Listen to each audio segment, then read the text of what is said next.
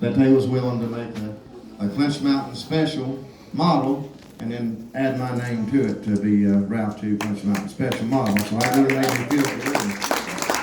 I tell you, a lot of people said, how many guitars of these are you going to sell? And I said, well, I'm so happy with this guitar. I can see myself playing it the rest of my career. So if we sell 200 or 300 or whatever, we will. But the first 58 is very special because my dad autographed the labels. It was right around his birthday in February of 2016. I hated to even ask him to do it, but I'm glad I got him to do it. But he said I'd be glad to. And to my notion, that's the last thing is the autograph there at the kitchen bar at the house. These labels, it's got my picture on it inside the guitar. So if y'all want to look at it a little more, and David, stand up, let everybody see you. He's not hard to find because he's the ugliest guy here.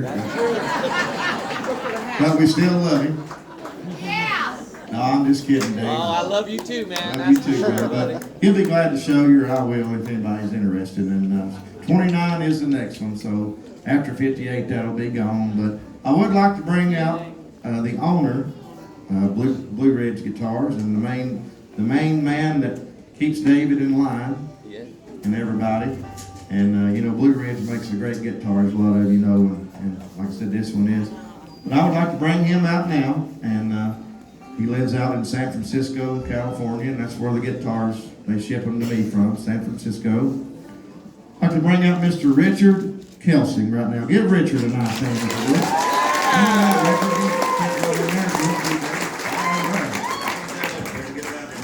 Okay, thank you, Ralph. A little talking about the instruments here is always in good shape. This is in this kind of good old time country music. It's the instruments that play a major role, don't they? You got the fans, got you all, and you got the bands, you got the musicians, but the instruments kind of make it come all together. So yeah, we sell, in addition to Blue Ridge guitars, we got banjos, we got Gold Star banjos, we got Regal dobros, we got Kentucky mandolins. So it's just about everything for the kind of music that play up here. So with the banjo, the first endorser for our banjo was the first banjo was an archtop banjo, Clinch Mountain style, and Dr. Ralph Stanley was the first endorser of that banjo back in the 70s. And so after a couple of years, we started making a flathead. We had a project to make it, and I was working with J.D. Crowe at that time on the banjo.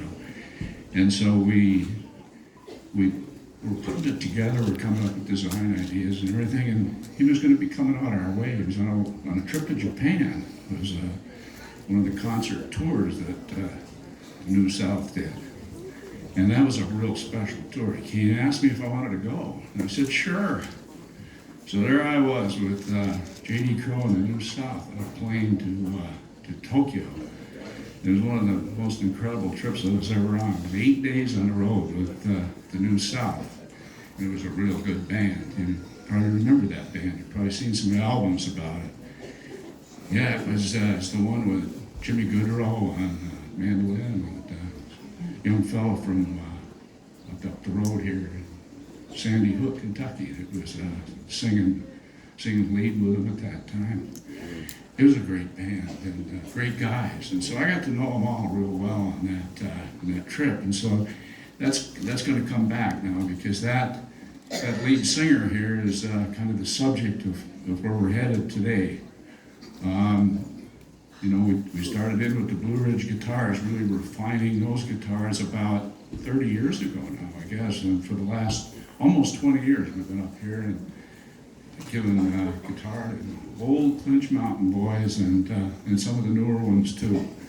And it's been my real pleasure to be the one here, doing it each year. It's kind of a ritual, and the last couple of years were really hard not coming here. It's good to be back. So today, we're going to give the guitar to one of the guys that was on that tour of Japan. One of the guys that I got to know pretty well on that tour.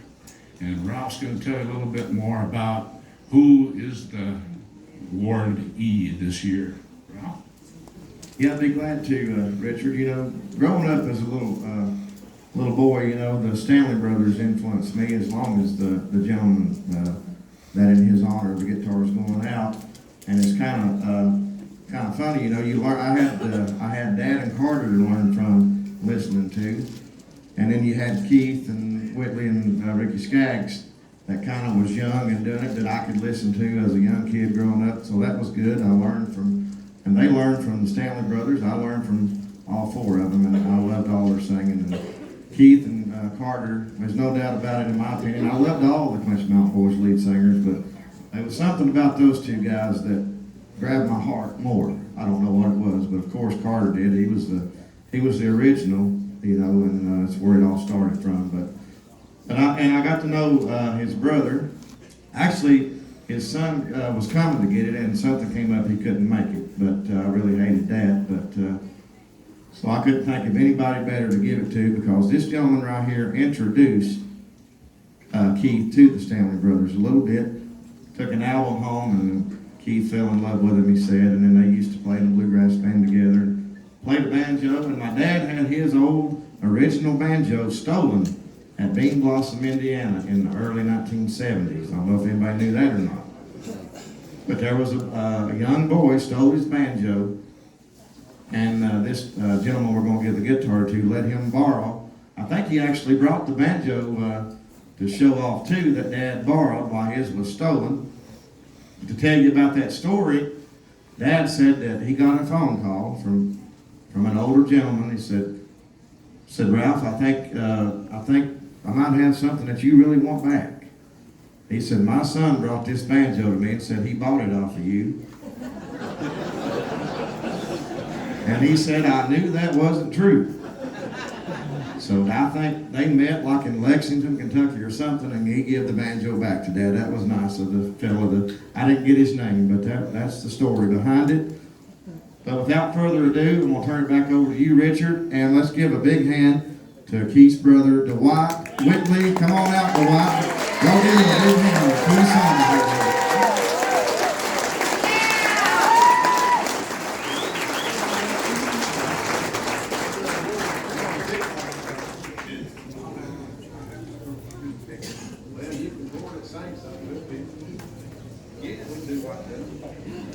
All right.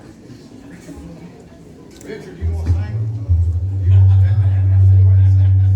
Wow, this is an honor, to say the least.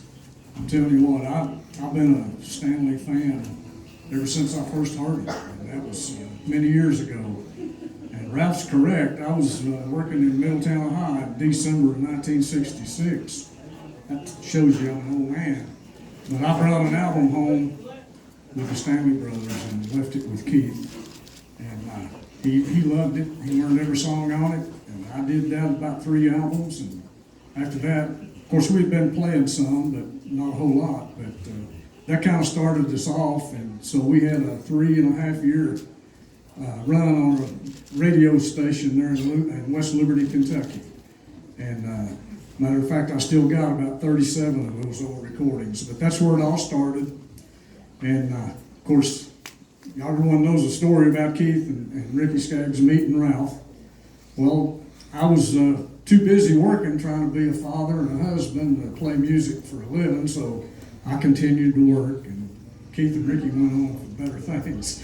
But this is an honor. I'll cherish this the rest of my life. And I really think the Stanley family and Richard appreciate this man so much. This means so much to me. I could never tell you in words. But it's an honor to be here and to see all the friends and family. And so thank you all so much.